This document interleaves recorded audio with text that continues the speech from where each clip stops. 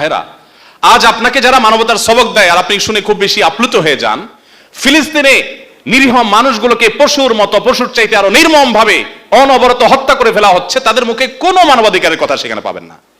আপনি মুহাম্মদ সাল্লাল্লাহু আলাইহি ওয়াসাল্লামের উম্মত, আপনার মানবাধিকারের সবক, আপনার পরিবেশ রক্ষার সবক, আপনি যে কোনো কিছুর সবক নিতে যান, আপনাকে পৃথিবীর কারো কাছে যাওয়ার দরকার নাই। এদের এই সমস্ত আদর্শ যারা বলছে, তাদের এই আদর্শগুলোর জন্মের 1000 বছর আগে যে আদর্শ আপনাকে ইসলাম দিয়ে গেছে, আল্লাহ শপথ করে বলছি, আপনার চাইতে সমৃদ্ধ আদর্শের দিক থেকে পৃথিবীতে কোনো জাতি হতে পারে না।